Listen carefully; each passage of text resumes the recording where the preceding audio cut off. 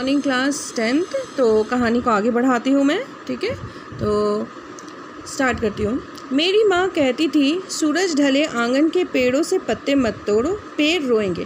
तो जब शाम हो जाती है तो माएँ हमेशा यही हमें सिखाती हैं कि जो पेड़ हैं उनके पत्तों को नहीं छूना चाहिए, पेड़ उस वक्त सोते हैं। अगर आप उनके पत्ते को तोड़ दोगे तो वो पेड़ जो हैं दुख से रोएंगे, इसलिए शाम को कभी पत्ते नहीं छूने चाहिए।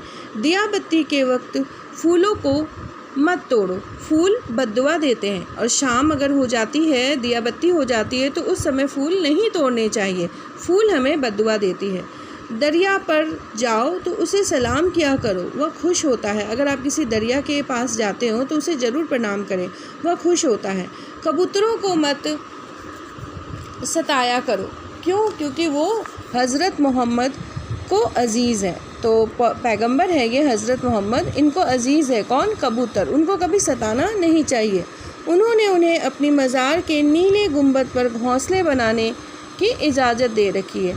तो उनका जो मज़ार है उसके ऊपर में जो नीला गुंबद है हज़रत मोहम्मद, तो वहाँ पे जो कबूतर है वो अपना घोंसला बनाते, तो ये इजाज़त उन्होंने दे रखी है। मुर्गे को परेशान नहीं किया करो, वह मुल्ला जी से पहले मोहल्ले में अजान देकर सबको सवेरे जगाता है। तो मुर्गे को भी परेशान करने की बात, जीव जंतु को परेशान नहीं करने की बात कही गई है इस अध्याय में। लेखक कहते हैं कि आप उसे मत परेशान करो। वो जो मुल्ला होते हैं ना, अजान देते, उससे भी पहले उठकर मुर्गे अजान दिया करते, इसलिए उन्हें परेशान मत किया करो। सबकी पूजा एक सी, अलग अलग है रीत, मस्जिद जाए मौलवी, कोयल गाए गीत। तो सभी अपनी तरीके से पूजा करते हैं, सबकी पूजा करने का रीत जो है वो अलग अलग है। मस्जिद जाते हैं मौलवी और कोयल गाते हैं गीत, ठीक है। ग्वालियर में हमारा एक मकान था। अब लेखक अपनी बात कर रहे हैं कि हमारा एक मकान था, कहाँ पे? ग्वालियर में। उस मकान के दालान में 2 रोशनदान थे। जो रोशनदान आपके भी घर में होंगे, जहाँ वेंटिलेशन के लिए हवा अंदर बाहर होती है, वो हवादार वेंटिलेशन को रोशनदान कहते हैं। उसमें कबूतर के एक जोड़े ने क्या किया था? घोंसला बना लिया था। एक बार बिल्ली ने उचक कर 2 में से 1 का अंडा तोड़ दिया। तो कबूतर ने क्या किया? उसमें से 1 अंडा को तोड़ दिया था। मेरी माँ ने देखा तो उसे दुख हुआ। उसने स्टूल पर चढ़कर दूसरे अंडे को बचाने की कोशिश की, लेकिन इस कोशिश में दूसरा अंडा भी उसी के हाथ से गिरकर टूट गया। कबूतर परेशानी में इधर उधर फरफरा रहे थे। उनकी आंखों में दुख देख करके मेरी माँ की आंखों में आंसू आ गए। इस गुनाह को खुदा से मुआफ़ कराने के लिए उसने पूरे दिन रोज़ा रखा। दिन भर कुछ खाया पिया नहीं, सिर्फ रोती रही और बार बार नमाज पढ़ कर खुदा से इस गलती को मुआफ़ करने की दुआ मांगती रही। तो ग्वालियर में लेखक बताते हैं कि उनका एक अपना घर था, घर में रोशनदान थे, वहाँ पे कबूतरों ने अंडा दे रखा था। तो बिल्ली ने एक अंडे को खा लिया, मतलब तोड़ दिया और फिर खा लिया, और दूसरे अंडे को जब मेरी माँ ने देखा तो उसे बचाने की कोशिश की, वहाँ से उठाकर वो कहीं और रखना जा रही थी, तो इतने में अंडा गिरकर टूट जाता है। तो मेरी माँ को बहुत दुख हुआ। मेरी माँ को इतना दुख हुआ कि मेरी माँ रोने लगी। रोते रोते उन्होंने रोज़ा रखा और रोते रोते उन्होंने मतलब भगवान से, खुदा से प्रार्थना की कि वो उन्हें माफ़ कर दे, क्योंकि मेरी माँ ने जानबूझकर अंडा नहीं तोड़ा था। तो कहने का तात्पर्य ये है कि पहले ज़माने के जो लोग थे वो जीव जंतुओं से बहुत प्रेम करते थे, उनके दुख में दुखी हुआ करते थे। लेकिन आज के ज़माने के लोग वो जीव जंतुओं से मतलब भी नहीं रखा करते हैं। ग्वालियर से बम्बई की दूरी ने संसार को काफ़ी कुछ बदल दिया है। वर्सोवा में जहाँ आज मेरा घर है, पहले यहाँ दूर तक जंगल था। तो अब ग्वालियर से वो बम्बई आ चुके हैं और कह रहे हैं कि संसार काफ़ी हद तक बदल चुका है। और वर्सोवा जहाँ पे उनका अपना घर है, अभी उन्होंने जहाँ घर लिया है, वहाँ पहले दूर तक बहुत बड़ा जंगल था। पेड़ थे, परिंदे थे और दूसरे जानवर भी उस जंगल में रहा करते थे। अब यहाँ समंदर के किनारे लंबी चौड़ी बस्ती बन गई है।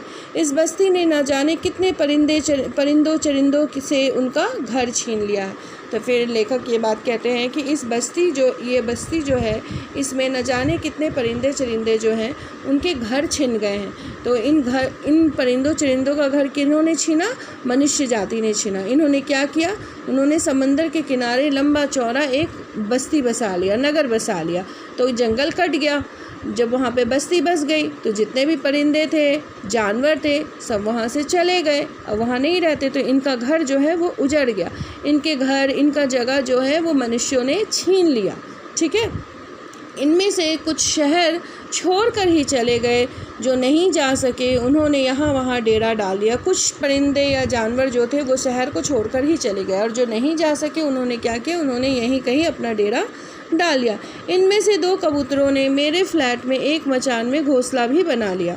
बच्चे अभी छोटे हैं, उनके खिलाने पिलाने की जिम्मेदारी अभी बड़े कबूतरों की है। वे दिन में कई बार आते जाते हैं, और क्यों ना आए जाए, आखिर उनका भी घर है।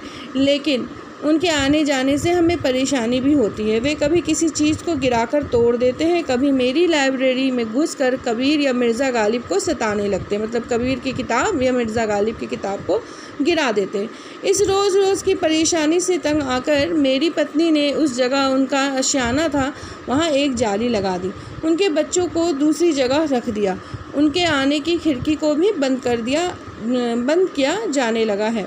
खिड़की के बाहर अब दोनों कबूतर रात भर खामोश और उदास बैठे रहते हैं, मगर न सोलोमोन है जो उनकी ज़ुबान को समझकर उनका दुख बांटे, न मेरी माँ जो उनके इस दुख में सारी रात नमाज़ों में काटे। तो आगे वो कहते हैं कि जहाँ मेरा घर अब है दोबारा, अब जहाँ मेरा घर बना है उसके मचान पे, मतलब ऊपरी हिस्से में जहाँ वेंटिलेशन होता है वहाँ पे कबूतरों ने फिर से घोंसला बनाया, और उसके छोटे छोटे बच्चे भी थे। तो कबूतर बार बार घर के अंदर से आना जाना करते थे। एक खिड़की थी, उससे वो बार बार अंदर आ जाते थे। तो उनकी पत्नी ने क्या किया, वहाँ पे जाली लगा दी और जो घोंसला था उसको बाहर की तरफ से कर दिया, ताकि कबूतर जो है वो अंदर ना आ सके। अब कबूतर अंदर नहीं आते हैं, वो जाली के बाहर उदास बैठे रहते हैं। तो लेखक के कहने का तात्पर्य ये है कि मेरी माँ तो रोज़े रख कर के माफ़ी मांगती है, परंतु अब जो है मेरी पत्नी अगर उसने जाली लगा दी है तो वो माफ़ी नहीं मांगती है। तो यहाँ पे वो अपनी माँ को याद करके कहते हैं कि मेरी पत्नी ना तो कोई सोलोमन है जो कि उनकी भाषा को समझ पाए, और ना ही तो मेरी माँ की तरह है जो रोज़ा रख के खुदा से माफ़ी मांगे। तो यहाँ पे उन्होंने अपने बारे में बताते हुए और अपने घर के बारे में बताते हुए कहा कि हमारे द्वारा भी मतलब पक्षियों को, जैसे कि होता है ना कि घर के अंदर आ रहे हैं तो हम परेशान हो गए हैं, परेशान होकर उनका घर के अंदर आना बंद कर दिया।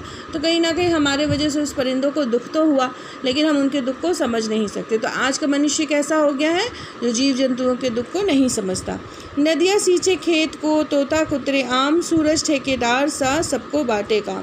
तो नदी जो है वो खेत को सींचती है, और तोता जो है आम कुतरने का काम करता है। सूरज जब सुबह सुबह उठ जाता है तो वो ठेकेदार के जैसा हो जाता है, सबको काम बांट देता है। मतलब सुबह होते ही सब अपने अपने कामों में लग जाते हैं।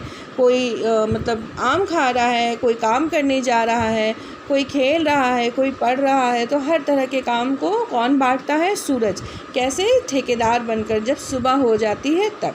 ठीक है, तो आज यहीं तक पढ़ते हैं, बाकी की कहानी अगले दिन।